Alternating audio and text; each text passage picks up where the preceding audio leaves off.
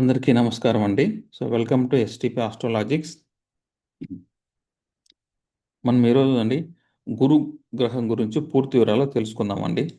మనం ఇక్కడ channel already పెట్టాం సార్. వచ్చేసి చూడండి, ఇక్కడ ఫుల్ డీటెయిల్స్ ఉంటుంది, ప్లేలిస్ట్ ఉందండి. వచ్చేసి చూడండి, ఇక్కడ మన ఛానల్లో వస్తాయండి. ప్లేలిస్ట్లో అన్ని గ్రహాలు సపరేట్గా పెట్టామండి. ఇక్కడ చూడండి, ఆల్ ప్లానెట్స్ ఫుల్ డీటెయిల్స్ ఉందండి. ఆల్ ప్లానెట్స్ అంటే 9 ప్లానెట్స్ కదండి. దాంట్లో మనంతవరకు ఇక్కడ 6 ఉన్నాయి. 1/6 అండి. శుక్రుడు, కుజుడు, శని, బుధుడు, చంద్రుడు, సూర్యుడు అండి. ఇప్పుడు మనం పెట్టబోయే గ్రహం వచ్చేసి గురువు అండి.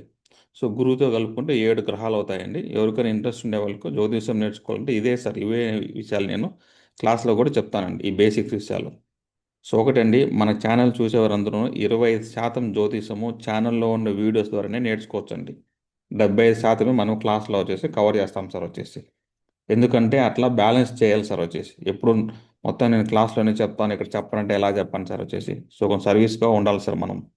మొత్తం నేను తెలుసుకున్నది నా దగ్గర ఉండేది ఎంత ఉంటాయి సార్, ఒక 5 ఇయర్స్ 10 ఇయర్స్ లోపల మొత్తము క్లాస్లో చెప్పే వీడియోస్ అన్నీ మనకు యూట్యూబ్ ఛానల్లో వస్తాయండి. కానీ లేట్గా వస్తాయి సార్.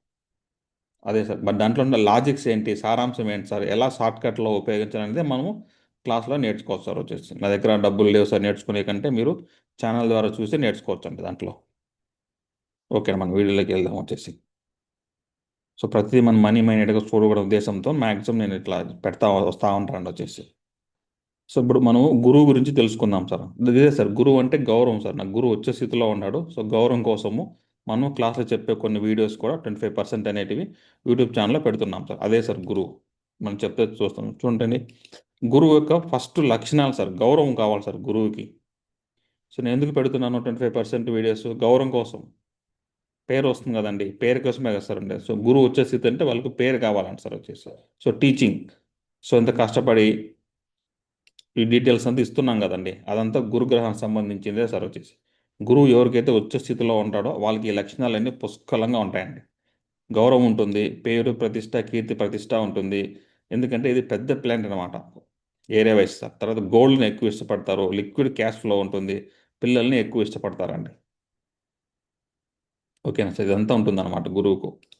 చూడండి, రాసులు ఎవరెవరు సార్ అంటే మీన రాశి, ధనుసు రాశి సార్. వచ్చేసి రాశులకు ఫస్ట్ మనము ఒక గ్రహం తీసుకుంటే గురువు అనే గ్రహం తీసుకొని అక్కడి నుంచి స్టార్ట్ చేయాలండి. రాశి, గురువుకున్న రాశులు ఎవరు? ధనుసు రాశి ఉంది, మీన రాశి ఉంది. ఆ రాశి వాళ్ళకి గురువు యొక్క లక్షణాలు 20% ఉంటాయి. ఫస్ట్ పాయింట్ అండి. తర్వాత నక్షత్రం ఉంటుంది కదా, గురుగ్రహ నక్షత్రాలు పునర్వసు నక్షత్రం ఉంది, విశాఖ నక్షత్రం ఉంది, పూర్వభద్ర నక్షత్రం ఉంది కదా సార్. వచ్చేసి అది కూడా తీసుకుంటామండి. వచ్చేసి మిథున రాశిలో వస్తుంది కదా సార్ పునర్వసు నక్షత్రం. తర్వాత తులారాశి, తర్వాత కుంభరాశిలో పూర్వభద్ర వస్తుంది సార్, కుంభరాశి. ఆ నక్షత్రం వాళ్ళకు కూడా ఈ గురు లక్షణాలు 20% ఉంటాయండి. తర్వాత లగ్నాధిపతి ఉంటాడు, మీన లగ్నము, ధనుసు లగ్నం, వీళ్ళకి 50% ఉంటాయండి. వచ్చేసి ఓకే అండి, 50% ఉంటాయి. తర్వాత లగ్నంలో ఉన్న గ్రహము వాళ్ళకి 70% ఉంటాయి సార్. టీచింగ్ లక్షణాలు వచ్చేసి ఇక్కడ ఇచ్చిన లగ్నాలు 70% ఉంది. అప్పుడు గురువు యొక్క వృత్తి ఏంటి సార్ అంటే టీచింగ్ ప్రొఫెషన్ సార్. వచ్చి నేను కూడా టీచింగ్ చేస్తున్నాను కదా సార్, అస్ట్రాలజీ. నా లగ్నము ధనుసు లగ్నము, నాకు గురువు ఉచ్చ స్థితిలో ఉన్నాడండి. వచ్చేసి మీ క్లాస్ అర్థమయ్యే విధంగా చెప్పగలుగుతున్నానంటే గురు లగ్నం సార్. వచ్చేసి అదనమాట. చూడండి, టీచింగ్ ప్రొఫెసర్, పురోహితం చేసే పండితులు, టెంపుల్లో చూస్తాం కదా సార్, పూజారులు పురోహితం చేసేటంటే ఇది వేదాలు చెప్తారు కదా సార్, వేదిక అస్ట్రాలజీ ఇది వేద పాఠశాలలు ఉన్నాయి కదా సార్, వాళ్ళందరూ గురువు బాగుండాలి సార్. వచ్చేసి గుడిలో ఉండే పూజారులు మతాన్ని బోధించేవారు, ఒక్కొక్క మతాన్ని బోధిస్తారు చూడండి సార్. 3 మతాలు ఉన్నాయి, 3 మతాలను బోధించేవారు అంతాను గురువు బాగుండాలి సార్. వచ్చేసి ఏ మతమైనా సరే. తర్వాత స్కూల్లో పనిచేసే వాళ్ళు, కాలేజు యూనివర్సిటీ ప్రొఫెసర్స్, వాళ్ళందరికీ గురువు బాగుంటాడు సార్. వచ్చేసి స్పిరిచువాలిటీ, డివోషనల్ జాబ్స్ పెద్ద గురువు అని చెప్తారు కదా సార్. గురువులు చూడండి, గౌరవం ఎక్కువగా డ్రెస్ చేసి ఉండే వాళ్ళకి డబ్బులు ఏమి ఉండవు సార్. వచ్చేసి నెక్స్ట్ చెప్తానండి. Next astrology professions. జ్యోతిష్యానికి ముఖ్యంగా కావాల్సిన గ్రహం ఏంటంటే గురు గ్రహం కావాలండి. బుధుడు ఎంత తెలివి ఉన్నా గురువు అనేది గౌరవంగా చెప్పాలి సార్. మనం చెప్పే ప్రిడిక్షన్స్ కానీ వాళ్ళ జాతకంలో నెగిటివ్ ఉన్నా కూడా పాజిటివ్గా అది సింపుల్గా చెప్పాలండి. వచ్చే జాతకుడు హర్ట్ అవ్వకుండా చెప్పాలి సార్. మీ జాతకం అంతే దరిద్ర జాతకం, మీది చాలా వస్తు జాతకము, బాగుపడలేరు జీవితంలో, ఇంతే, మీరు ఎంత చేసినా, అట్లా పదాలు వాడుకోకుండా చెప్పాలి సార్. నీట్గా కస్టమర్ వచ్చిన వాళ్ళకి గౌరవం ఇచ్చి చెప్పాలి సార్. వచ్చేసి దానికి కావాల్సిన ఏదంటే గురుగ్రహమేనండి.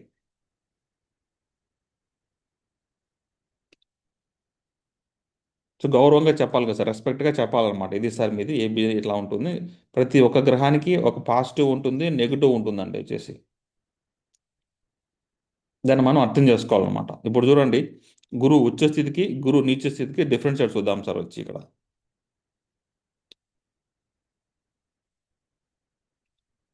గురువు ఉచ్చ స్థితి, ఓకేనండి. ఒక వ్యక్తికి ఉచ్చ స్థితి ఉంది, ఒక వ్యక్తికి నీచ స్థితి ఉంది సార్ వచ్చి. ఓకే అండి, మనకు గురు లక్షణాలు ఇక్కడ ఉన్నాయి సార్ వచ్చేసి. ఓకే అండి, ఇక్కడ ఇచ్చాం గౌరవం ఉంటుంది అంతా అని. ఇప్పుడు ఉచ్చ స్థితి ఉండే వ్యక్తికి ఈ లక్షణాలు ఎక్కువ ఉంటాయండి. కానీ గురువు అన్న డబ్బులు అని చెప్పాం కదండి, ఇక్కడ లిక్విడ్ క్యాష్ ఫ్లో ఏ వ్యక్తి దగ్గర ఎక్కువ ఉంటుంది అనేది నెక్స్ట్ క్వశ్చన్ మార్క్ కదా సార్ వచ్చి. అప్పుడు గురువు అంటే గౌరవము సార్, గురువు అంటే గౌరవము, గౌరవం ఎక్కువ సార్ ఉచ్చ స్థితి అంటే. గౌరవం ఎక్కువగా ఉంటుంది సార్ వచ్చేసి.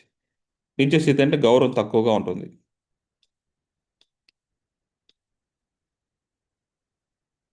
ఒక వ్యక్తికి జోబీలో 100 రూపాయలు ఉంటే 100 రూపాయలు ఇచ్చే వ్యక్తి ఎవరంటే గురువు ఉచ్చ స్థితి అండి. జోబీలో 100 రూపాయలు, జోబీలో 1000 రూపాయలు ఉన్న 1 రూపాయి ఇచ్చే వ్యక్తి గురువు సార్. ఒక రూపాయి ఇస్తాడు సార్ గురువు. 1000 రూపాయలు ఉంటుంది, 1 రూపాయి ఇస్తాడు. గౌరవం తక్కువ అండి, ఇవ్వడు. గురువు ఉచ్చ స్థితి ఉండేది 100 రూపాయలు, జోబీలో 100 రూపాయలు ఇస్తారండి.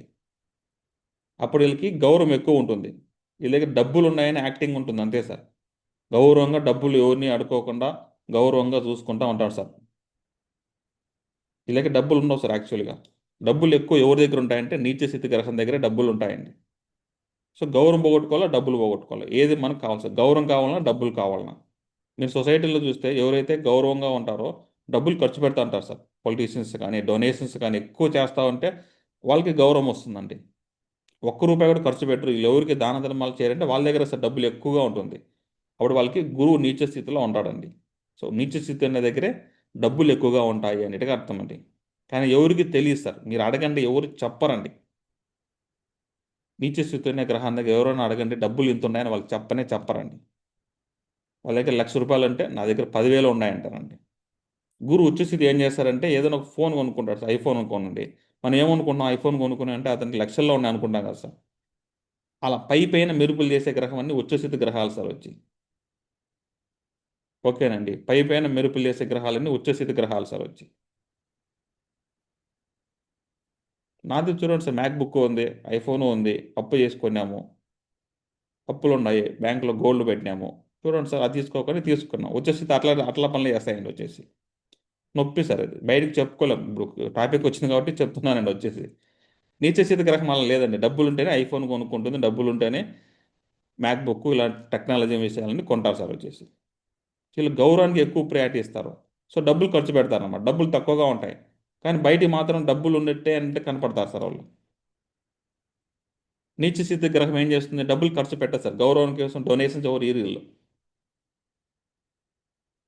డబ్బులన్నీ సేవింగ్ చేస్తారు సార్. డబ్బులు ఎక్కువ వీళ్ళకి డబ్బులే కావాలా. చూడండి సార్, రాజమౌళి గారి జాతకంలో గురువు నీచ స్థితి, బాగా డబ్బులు సంపాదించుకున్నాడు సార్. సచిన్ గారి జాతకంలో గురువు నీచ స్థితి, కోట్లు కోట్లు సార్. నీచ స్థితి ఉన్న జాతకాలు నా దగ్గర ఉండేది చాలా జాతకాలు, అందరి దగ్గర డబ్బులు బాగా ఉన్నాయండి వచ్చేసి. సార్ ప్రస్తుతం నాకు లేదంటే వెయిట్ చేయండి, సంపాదించుకుంటారు ఫ్యూచర్లో. మీకు 30 ఏళ్ళకి ఎట్లా సంపాదిస్తారు చెప్పండి సార్ వచ్చి. కొంచెం టైం వచ్చినప్పుడు గురు అంతర్దశ వచ్చినప్పుడు సంపాదించుకుంటారండి. సో ఇది నా వాదన సార్. అంతమంది గురువు ఉచ్చ స్థితి ఉంటే డబ్బులు ఎక్కువ ఉంటాయని చెప్తారు, అది పైకి మాత్రమే. యాక్చువల్గా ఉన్న డబ్బులు ఎవరి దగ్గర ఉంటాయంటే నీచ స్థితి ఉన్న గురువు దగ్గరే ఉంటాయి సార్.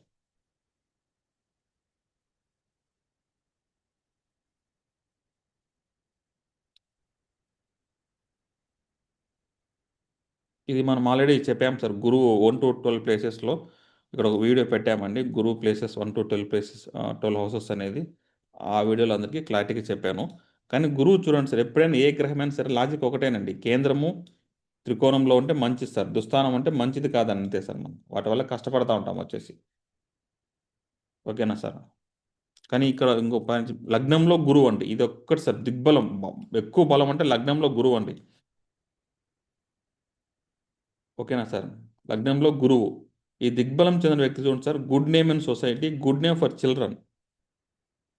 లగ్నంలో గురువు ఉన్న వాళ్ళకి వీళ్ళు 30 ఇయర్స్ వరకు వీళ్ళకి పేరు ఉంటుంది సార్. 30-40 ఇయర్స్ వరకు సొసైటీలో విపరీతంగా పేరు వస్తుందండి. లగ్నంలో గురువు ఉన్న వాళ్ళకి పేరు పెరుగుతూనే పోతుంది. ఆ 45 ఇయర్స్ అయిన తర్వాత ఏమవుతుందంటే పిల్లల వల్ల వీళ్ళకి పేరు వస్తుంది సార్. గురువు అంటే పిల్లలు అనమాట. సో వీళ్ళ పిల్లల్ని వీళ్ళు చాలా గౌరవంగా, గర్వంగా చెప్పుకుంటారు సార్ వచ్చేసి. వాళ్ళు మంచి పొజిషన్లో ఉంటారు అంటే అర్థం సార్. ఎందుకు సార్ వాళ్ళు మంచి పొజిషన్ ఉంటారంటే నా దగ్గర ఒక క్లయింట్ ఉన్నారు సార్. వాళ్ళు ప్రతి వారికి డొనేషన్ చేస్తారు సార్. టెంపుల్కి, వాళ్ళకి, అనాథాశ్రమాలకి ఎక్కువ డొనేషన్ చేస్తారు సార్. లగ్నంలో గురువు ఉన్న వాళ్ళు ఎక్కువ వాళ్ళు డబ్బులు డొనేషన్ చేస్తారు. డబ్బులు ఖర్చు పెడతారండి, వేరే వాళ్ళకి ఇస్తారు సార్. అప్పుడు డబ్బులు మనం వేరే వాళ్ళకి ఇవ్వడం వల్ల వాళ్ళ గురువు అంటే పిల్లలు కదా సార్, గురువు అంటే డబ్బులు. అప్పుడు డబ్బులు పోగొట్టుకుంటే మన పిల్లలకి మంచి జరుగుతూ ఉంది. ఓకేనండి. ఇంకో క్లయింట్ ఉన్నారు సార్. వాళ్ళు కూడా వాళ్ళ గుడికి వాళ్ళ తాతగారు గుడికి స్థలం ఇచ్చారండి సార్. తర్వాత వీళ్ళే గుడికి వచ్చేసి కళ్యాణ మండపం అదే మండపంలాగా కట్టించాలి. తర్వాత డెవలప్మెంట్ వాళ్ళే చూసుకుంటా ఉన్నారండి. ఇప్పుడు వాళ్ళిద్దరు పిల్లలు అబ్రాడ్లో ఉన్నారు సార్. అమెరికాలో ఇద్దరు ఉన్నారండి.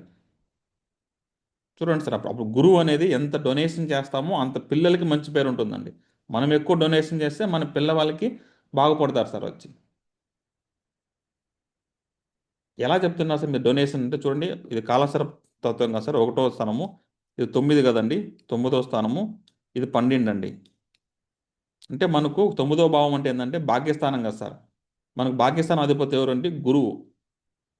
అప్పుడు మనకు మన పిల్లలు, గురువు అంటే పిల్లలకి పిల్లలకి అదృష్టం కావాలి అంటే, పిల్లలకి భాగ్యము, అదృష్టము, రాజయోగం కావాలంటే ఏం చేయాలంటే మనము అదే 12వ స్థానాధిపతి గురువు అండి. సో డొనేషన్ చేయాలి, చారిటీ డొనేషన్స్ ఖర్చులు సార్ వచ్చేసి.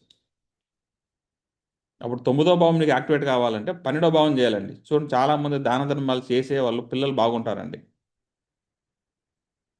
సో ఇది సార్ గురువు యొక్క మెయిన్. లగ్నంలో గురువు ఉన్నవారు మీ లగ్నాధిపతితో గురువు ఉన్నా అవన్నీ కొంచెం తక్కువగా వస్తాయి సార్. ఫస్ట్ ర్యాంకింగ్ ఏదంటే లగ్నంలో గురువు అండి. లగ్నాన్ని గురువు చూసిన, లగ్నాధిపతితో గురువు ఉన్న ఈ రాసులు ఈ లగ్నాలు సార్ వచ్చేసి. సో మనం ఒకటి పోగొట్టుకుంటేనే ఒకటి వస్తుందనేది మనం ఎప్పుడూ మర్చిపోకూడదు సార్ వచ్చేసి.